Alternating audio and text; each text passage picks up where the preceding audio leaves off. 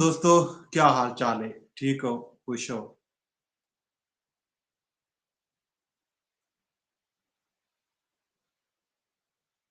सही। रिफत अब्बास ਦਾ ਨਾਵਲ ਨੀਲ ਚੋਂ ਘਿਣ ਕੇ ਮੈਂ ਹਾਜ਼ਰ ਹਾਂ ਤੁਹਾਡੀ ਖਿਦਮਤ ਦੇ ਵਿੱਚ।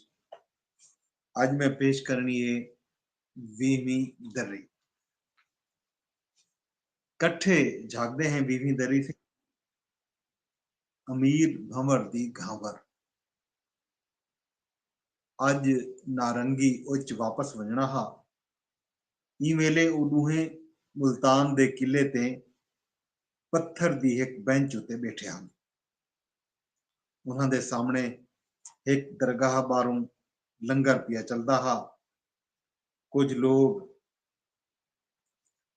ਤੀਂਦ ਵਿੱਚ ਖੜੇ, ਕੁਝ ਲੋਕ ਤੀਂਦ ਬੱਧ ਕੇ ਬੈਠੇ ਹਨ। ਹਲਕੀ ਹਲਕੀ ਕਿਰਨਵੇਂ ਟੁਰ ਪਈ ਹੈ, ਪਰ ਲੰਗਰ ਵੰਡਣ ਤੇ ਘਿੰਨਣ ਵਾਲੇ ਬੇਚਿੰਤੇ ਥੀ ਕਿ ਆਪਣੇ ਆਪਣੇ ਕੰਮ ਵਿੱਚ ਰੁੱਝੇ ਹਨ। ਇਹ ਲੰਗਰ ਕੌਣ ਪਿਆ ਚਲੇਂਦੇ? ਨਰੰਗੀ ਤੋਂ ਪੁੱਛਾ। ਇਹ ਲੰਗਰ ਰਿਆਸਤ ਆਪ ਚਲੇਂਦੀ ਪਈ ਹੈ, ਉਂਗਲ ਦਾ ਦਿੱਤਾ। ਨਰੰਗੀ ਆਪਣੀਆਂ ਅੱਖੀਂ ਝਿਮਕਾਇਆ। ਲੋਕੇ ਤਈ ਰਿਜ਼ਕ ਪਹੁੰਚਾਵਣ ਰਿਆਸਤ ਦੀ ਜ਼ਿੰਮੇਵਾਰੀ ਹੈ। ਇੱਕ ਦਰਗਾਹ ਤੇ ਲੋਕਾਂ ਦੇ ਲੰਗਰ ਦਾ ਆਹਰ ਕਰਨ ਹਾਕਿਮ ਕੂ ਬਹੁ ਵੱਡੀ ਛੂਟ ਦੇਵਣ ਹੈ। ਉਹ ਬੋਲਿਆ, ਵਤ ਹੈ ਦਰਗਾਹ ਵੀ ਰਿਆਸਤ ਆਪੇ ਚਲੇਂਦੀ ਹੈ। ਨਰੰਗੀ ਆਖਿਆ।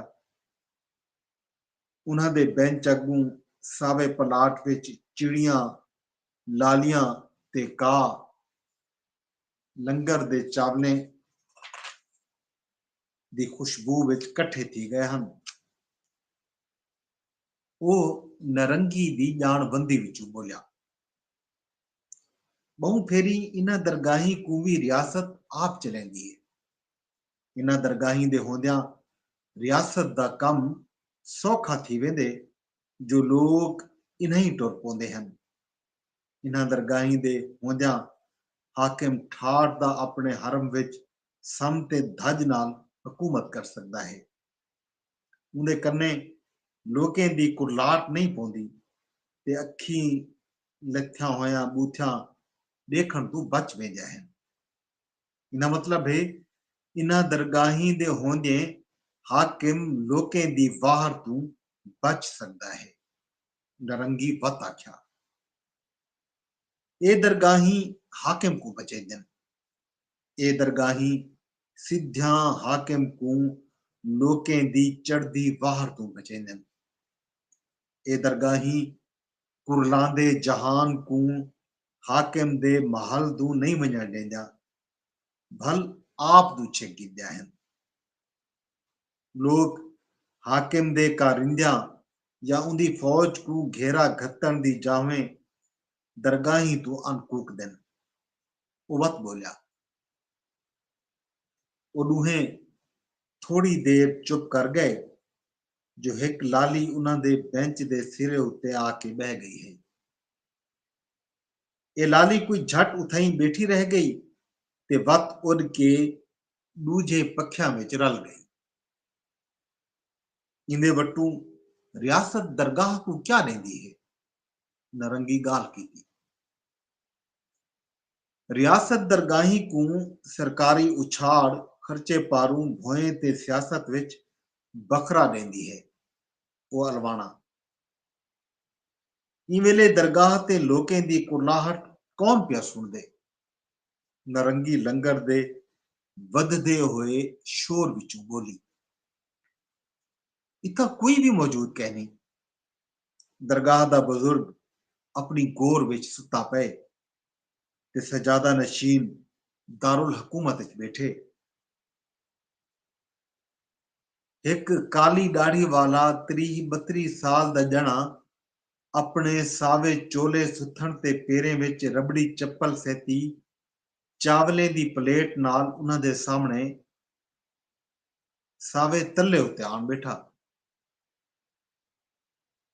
उंदी दीद उन्हें दूहें उत्ते पई तो वो चावलें दी प्लेट घिन के बेंच तई आ गया।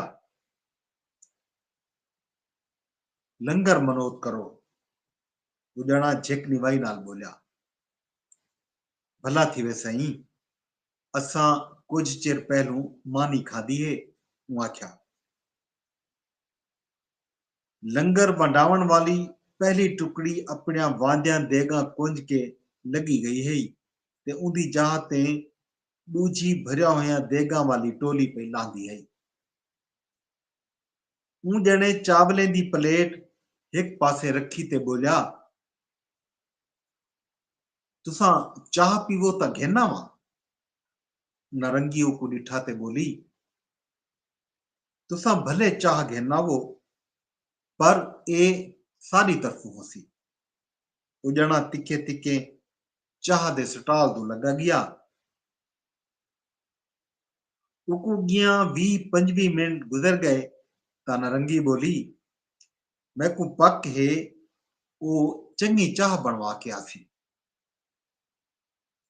वो चाह घिन के वल आया ते बोलिया, ये चाह मैं आप बनवाई है, कोप आप धुआएन ते चंगी चैनक विच पवा के घिन आया।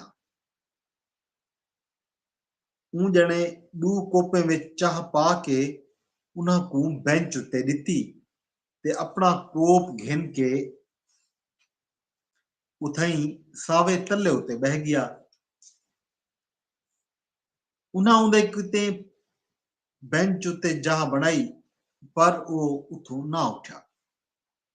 ऊ नरंगी को देदा पिया, तुहाडा ना क्या है? ऊ नरंगी तो पूछा। अमीर भंवर, वो बोलिया। अमीर भंवर नारंगी को देदा पिया, ई मुद विच लंगर दियां तींदा त्रुट गया हन ते दरगाह दे सेवक लोकें को सोचा मार के बलदा तींद विच घिन आंदे पे हन। अमीर भंवर नारंगी को देदा पिया, उंदिया अखी विच हिकदम नमी तरी ते वत हंजू ढावण पै गया। ऊ नरंगी को देदे देदे चाह दा कोप उथई घाह ते रखिया ते धाड़ी मरेंदा होया भज गया। दू हंजू देर तई नरंगी दिया अखी विच तरे। ए ई जहान दे इश्क नामे दू हंजू हन जेड़े नरंगी दिया अखी विचों बुढ़े। इश्क जेड़ा अन डिठे जहाने पिछू अपनी धज बना गया हा। इश्क जेड़ा होंद ते ना होंद दी बिथी विचों दूर थी गया हा। इश्क जेड़ा तन दे त्याग ते मन दी खोज विचों हाकिम दी पकड़ विच आ गया हा। इन मुद विच किड़मिन तिखी थी गई। वो बेंच तू उठी के एक चाह दे स्टाल दी तरपाल तले वन बैठे। ई वेले ओ सूर्या ते बुध मंदरे तू अजोकी दरगाही तई एक जने अमीर भंवर दी द्रोकड़ी को पे देते हन। अमीर भंवर अज भी घाबिर विच हा। जी दोस्तों, ये है सही रिफत अब्बास दे नावल दी 20वीं दरी जिहड़ी मैं अज तुहाडे नाल सांझी कीती है। एक 20वीं दरी गिन के वल हाजिर थी सां। अज अपने दोस्त अपने होस्ट गदनफर अब्बास को इजाजत दो। रब सोने दे हवाले।